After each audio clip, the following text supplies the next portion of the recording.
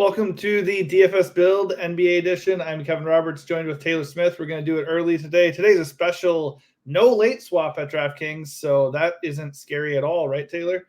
We do have a nice 6 game slate with Jokic leading the way as the top spend, kind of really the only spend. Let's get going here. First of all, before we do that, this video is sponsored by DFS Hero, and you can get a discount there for this lineup tool, 15% off by hitting the video description. The link in the video description below. All right, let's not waste any time here. Right away, Suns and Hornets. Not a lot of good games on this slate, and this is one of them. 10-point spread. Suns are big favorites on the road against Charlotte. 217.5 total. Not much is standing out here except for Eric Gordon was out last night and is going to be questionable again tonight. Otherwise, the Suns do look at full strength. So, Taylor, who stands out for Phoenix? Really nobody. I could see a case for Nurk just because centers against Charlotte is a thing, but you can sprinkle in any of the big four really as a lower owned pay up to be different kind of thing. But as things stand, don't see much intrigue here. Beal maybe at 6.9 is a little cheap, but there's a chance like this game could be a little over owned just because it's the first game of the night. No late swap. Maybe people feel safe just playing it if they're nervous about later news or something. So not a very good environment. Not really interested in too much from Phoenix. Yeah, I think it would mostly just be on Beal because it's a good price. Good matchup for sure. The Hornets do not play as fast as they used to though, so it's not as good of a matchup as people would think. Good point on the ownership possibly being inflated due to the no late swap, but if that's not the case, I mean, KD as a completely unowned play as like the top power forward on this slate is a little bit interesting.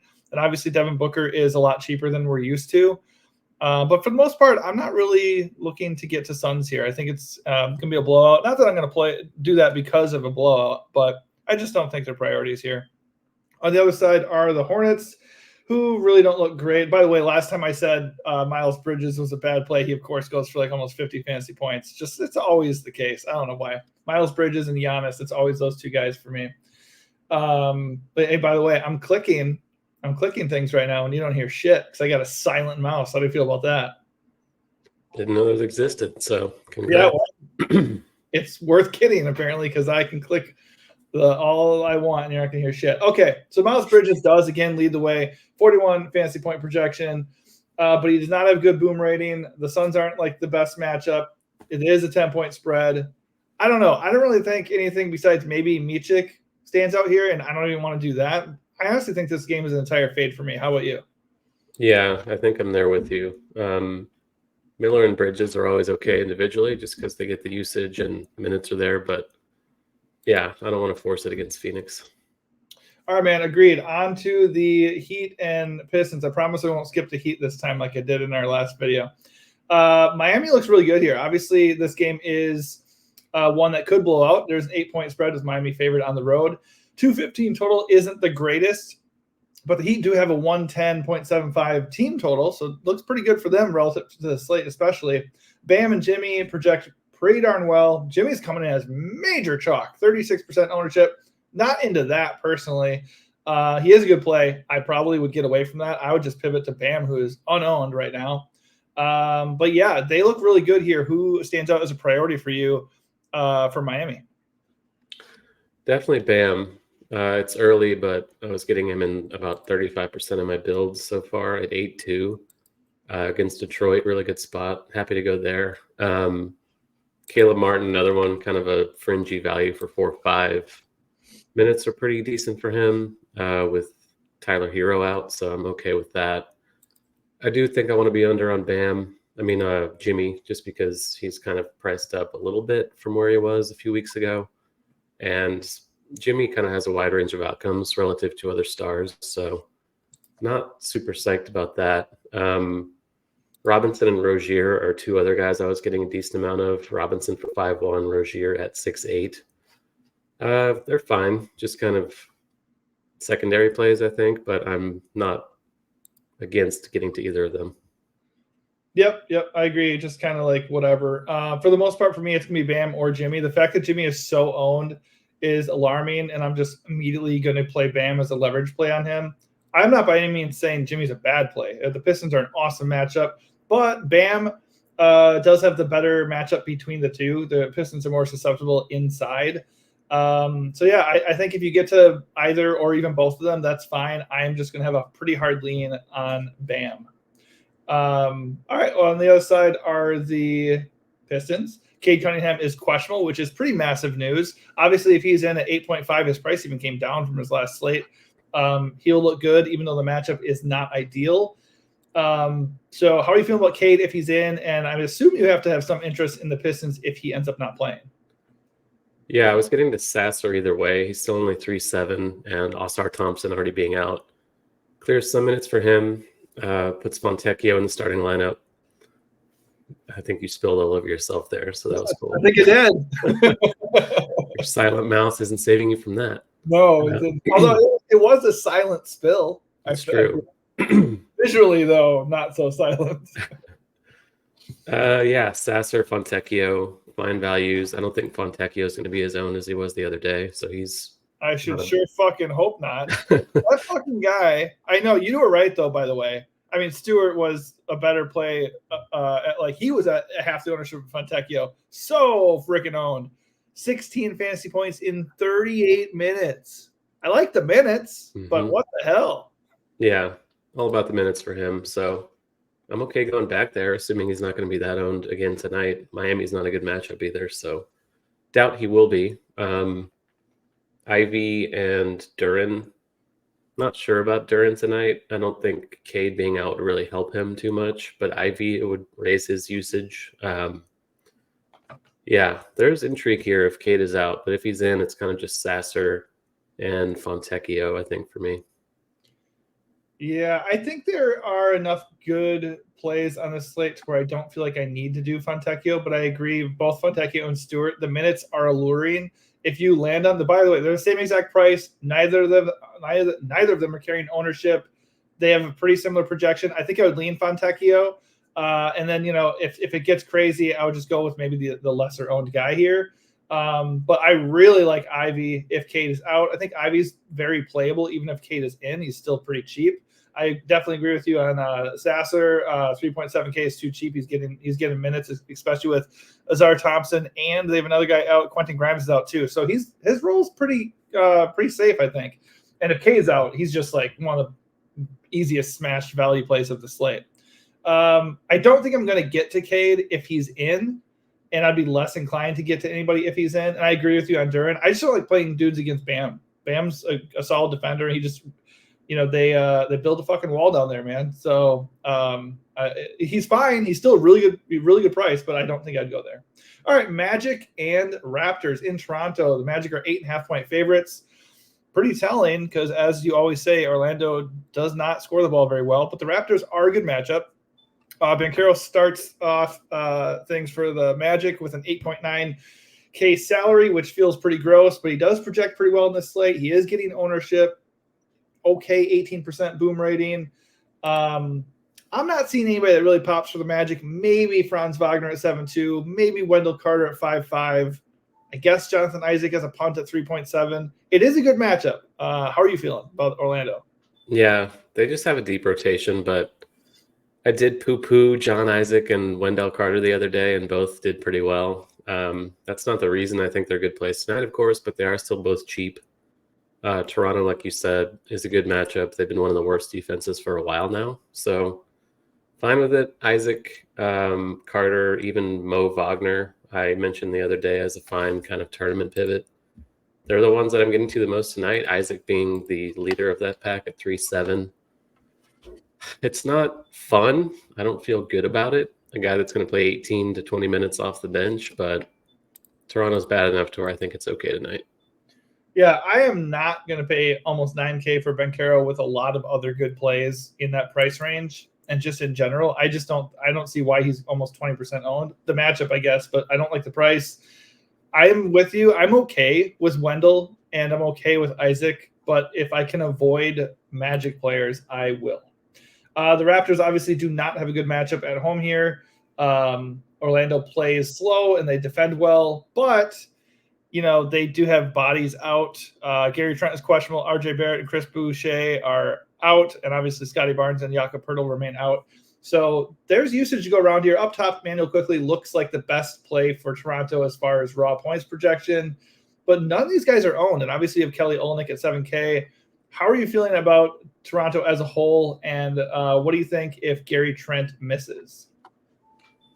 If Trent is out, then Quickly and Brown are going to look better again. Casey, Grady Dick, I assume, will jump back into the starting lineup there for 5K. I wouldn't mind buying low on him, but the matchup is bad. He's not a great per minute guy to begin with, so it's kind of just a minutes value play. If Trent plays, I think Trent is an okay value at 5.7 just because the minutes should be secure for him. But if he's in, that kind of nerfs everyone else for me. I get the merit with Quickly at 8.6 just because he'll get all the usage, but not too keen on getting to Toronto against the low-paid Orlando team. Yep, I 100% agree. I kind of hope Trent is in, and then they're just kind of like at full strength at this point, and I can maybe avoid them entirely. Right now, I don't have any Raptors in my initial build, and I feel okay with that because the matchup sucks. All right, Clippers and Pelicans. Obviously, the major news is James Harden missed last night, and he's questionable again tonight. You were suggesting before we went live here that news could come out before lock. I mean, hopefully it does. This game is an hour after lock, so it would be very interesting and actually kind of beneficial to us if it did not, because then that would make last night's Uber smash value, Bones Highland, a little bit less owned. I personally am going to just play Bones, unless, of course, news comes out that Harden's playing, because I do think Highland at 4.3K is viable anyways because Russ is still out. So I think it's still like he's not nearly as good of a play, obviously, but if Harden ends up being in, you can maybe still get there at that price point. But yeah, what are your thoughts on Harden and the Clippers tonight? It's kind of complex because they have a low total. It's a rough spot. They're on a back-to-back. New Orleans is the fresher team. But if Harden's out, then Kawhi and Paul George are going to look great. Bones, like you said, is going to look good. Zoo played 32 minutes last night. He didn't do much, but he's still cheap, and the role should be pretty secure. If Harden's in, I'm probably not going to get to too much. As of now, I'm getting very little of anyone. Zubac leading the way at 5.4. I have about 5%. So it's kind of all dependent on the news. We can kind of play it like we did last night if Harden's out. Yeah, right now I'm just at Highland. If the news comes that Harden is in, then I would obviously get off of that. And if the news doesn't come, I'm just going to stick with Highland and hope that Harden's out. I agree. Kawhi and Paul George look good. If Harden is out, I would lean towards George because he's cheaper and has had back spasms recently. I will note, though, that none of these dudes in multiple meetings with the Pels have done well this year. They're all averaging under 40 fantasy points per game across multiple outings against New Orleans. New Orleans is not an easy draw on the road, like you said. So if Harden is in, this is a full fade for me. All right, so the Pels don't look that much better because the Clippers also aren't the easiest matchup. But Zion does still look pretty good at 8.3 up top, has a 42-point fantasy projection and a 23% boom rating, but he's carrying no ownership right now. I do wonder, though, if that might end up getting inflated just because it's not like a super late game, and that's what happened yesterday. He ended up getting really inflated, at least for a little while until news broke. Anyways, do you like Zion, and are there any other Pels that you're gravitating towards tonight? I do think he looks good. 8.3 is still a little cheap. He gets a ton of usage. His usage was 36% the other night, which is, league leading level-ish. So don't mind going there. LA isn't the biggest front line either, so they don't protect the paint too well. Otherwise, it's kind of value Alvarado and Nance off the bench, maybe punts for tournaments, but hard to be too confident in either of them. Otherwise, I'm getting kind of a dusting of Valanciunas, a dusting of McCollum and Ingram. The minutes for Valanciunas have just been way down lately, so he's cheap, but obviously the floor is quite low. Yeah, right now I'm just not getting to any Pels at all. I think if I were to prioritize one of them, it would be Zion. And that would probably just be if his ownership stayed this low. It's at not even 3% at the moment at DFS Hero. So if that sticks, 8.3 Zion is going to be a little bit hard to get away from. But as of now, I'm fading this game entirely. All right, very, very interesting game on the slate is the Nuggets and Spurs because in theory it could be the game of the night thanks to the way the Spurs defend. This game has a 222.5 total, so pretty good DFS environment, but it does have a 10.5 point spread. So very much blowout risk. But as we learned, especially with Jokic, maybe don't worry about the blowout so much. Just is he the best play on the board? Yes, if so, play that fucker. He comes in with the best projection. So are we building around Jokic? Right now he's coming at 4% ownership at DFS Hero. It is very early, so that could very obviously change. But the point spread and his salary could keep his ownership pretty low. So how are you feeling? Yeah, I'll be getting to a lot of the main four, it looks like. As of now, obviously subject to change since it's 7:47 Pacific time in the morning. Murray for 8-1 looks a little cheap. Porter at 6-4, Gordon at 5-9. They're all affordable. Just have a high total. Could should 8. Top overall play on the slate, like you said. Murray's the one I like the most as of now, just on a point per dollar basis with questionable value out there so far. Pretty easy to get to him. The pace of this game should suit them well too, especially Murray. So I do like them all. KCP, I guess, as a value is okay, but never feel very good about plugging him in. So yeah, great spot. I'll be getting to them a lot. Looks like the team I'll be getting to the most on the entire slate. Yeah, I really can't argue against that at all. The only argument I would pose against that would be if things update and these guys end up being like super chalky. Right now, the Hawks Jazz game is carrying the most ownership collectively. But if it ends up being Denver, then I would start gravitating in a different direction just because there is real blowout risk here. I don't want to fade because of the blowout, but it would be more of a blowout and ownership play at that point. Right now, though, if Jokic is going to be at 5%, that is very hard to not play for me. Obviously, if we want to stack up Denver or prioritize anybody there, we should have at least some interest in the Spurs because that would suggest maybe we think this game can stay close. Wemby looks really, really good up top. His price probably isn't high enough for what he can do. He's not coming in at very owned at sub 10% ownership, 19% boom rating. So, I mean, I like him just fine. I don't know if I would play him over Jokic. And personally, if I'm not playing Jokic, I'm probably just going down to Bam. But how are you feeling about Wemby and the rest of the Spurs? Yeah, I don't think Wemby's a great play tonight just because the matchup's pretty bad.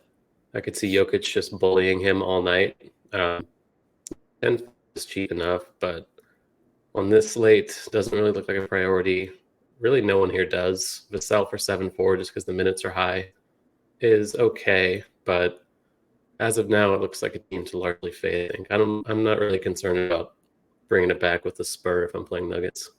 No, I would agree. Not necessarily. I think Vassell's okay. Nobody else really calls to me here. Wemby did put up 59 fantasy points against Denver last time we played them, so I'm not worried about the matchup at all. I just think it's just Jokic has the higher floor and ceiling here and the better matchup. So I'd either go Jokic or I don't want to just fully ignore Wemby, but I'm just doing one lineup tonight, especially with no late swap.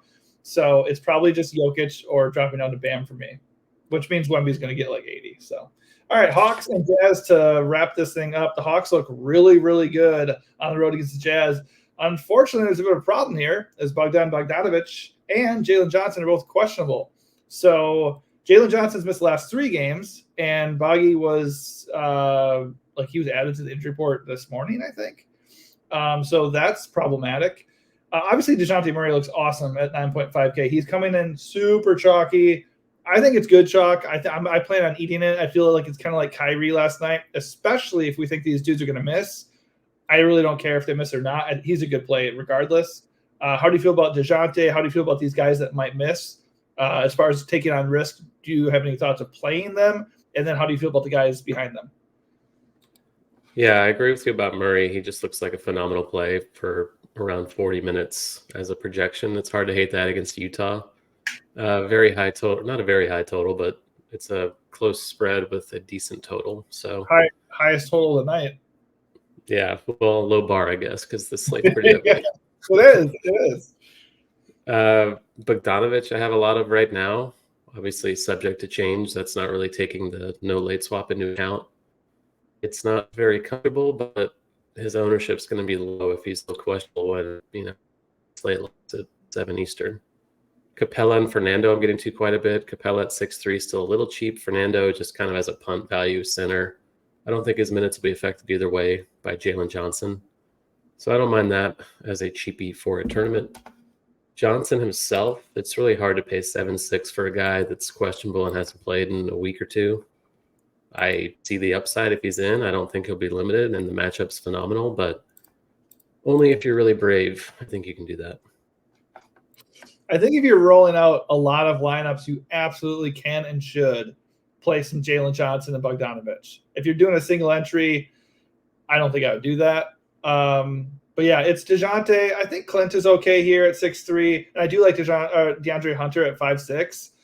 Those are probably the three guys I would look at the most. I agree with you. Bruno is a little bit interesting at 4.3 because the matchup is sublime, and obviously if they're down some bodies, maybe he gets a little bit extra run. But yeah, that does it for the Hawks for me. On the other side, Utah looks really good too. The Hawks are a good matchup. They are down several key bodies, so lots of value and usage to go around for Utah. Markkanen, Jordan Clarkson, Chris Dunn, all out, and Taylor Hendricks is questionable. So they could be down 4 bodies that have been in the rotation. So that's significant. Colin Sexton, John Collins, and Keontae George project the best, and those would be my 3 priority plays. Right now I have Keontae and Collins in my lineup. And I think Talen Horton-Tucker looks pretty good as a value. And if that ownership sticks, Bryce Sensabaugh is a bit of a nice leverage play because he's more expensive and half is owned. But how are you feeling about the Jazz? Yeah, the Horton-Tucker thing is really scary. Like I have 80% of him right now, and that just feels disgusting. 3.9 guard forward eligible, so I get it. Obviously a high total, good matchup. I don't know, though. That's really shaky chalk, especially if he's going to be 50+% owned. I'm not sure I want to be on the over side of that one. Sexton, Collins, George, like you said, look pretty good. Getting the most of Sexton right now, followed by George. Collins a very distant 4th overall among the Utah guys. Kessler's okay at 5K too. I don't mind that as a kind of lower owned pivot.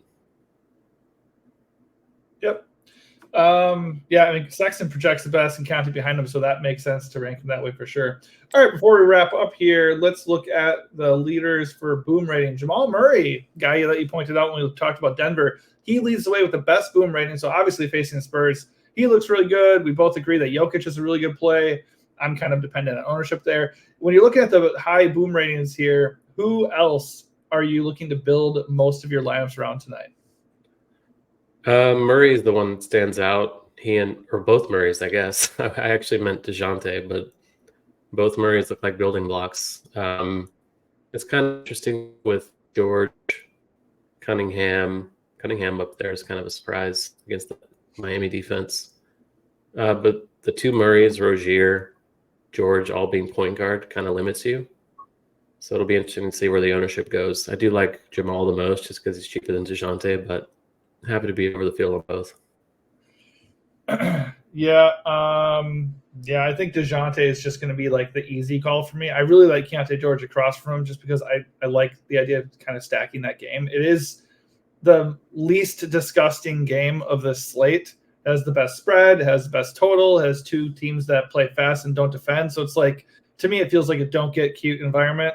And just find other plays that aren't chalky that, look really good and fit in. As far as ownership goes, DeJounte Murray leads the way with the most ownership. I think we're both in agreement that would be very, very high on him as far as exposure. He is a lock in for me right now.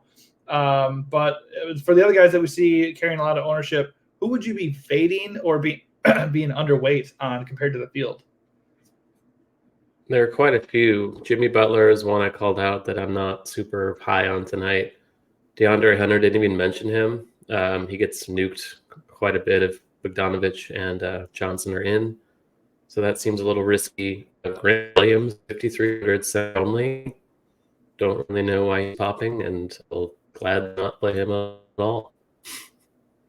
Yeah, Grant Williams never feels good, so he's definitely going to smash tonight now that we're both hating on him. I think if Jonathan Isaac is going to be that chalky, I will look for a different way to save. Like, I don't even have him in my lineup currently, and I feel totally fine with that. It depends on what happens, obviously, because right now I'm playing for Highland and Sasser to be viable punts. And I think you can use them anyways. And I would feel a lot better about both of them than Isaac, even if those dudes are in, to be honest. So, yeah, I would probably gravitate away from Jonathan Isaac. And you know that I don't really want to play Jimmy at that ownership either. So I'm with you. On Hunter, I think it's worth the risk. And I'm curious if some value opens up and like gets people away from that. But yeah, if Jalen ends up playing, that could be a big hit to his ceiling. All right. That is going to do it for us. Hopefully we helped you with this game-by-game breakdown. We pointed some of the top plays of the slate. Obviously, news is going to break. It's very early in the day. We figured, though, that would be helpful to get this out early so you can start planning your approach and then just adapt as needed when news hits. But do remember, no late swap. So once lineup lock hits, you don't need to stare at those lineups hoping to make a change because you fucking can't. So hopefully that helps you out. If it does, please give this video a like and also subscribe to our channel, The DFS Build, so you can see all of our videos when they come out. Thanks for watching and good luck tonight.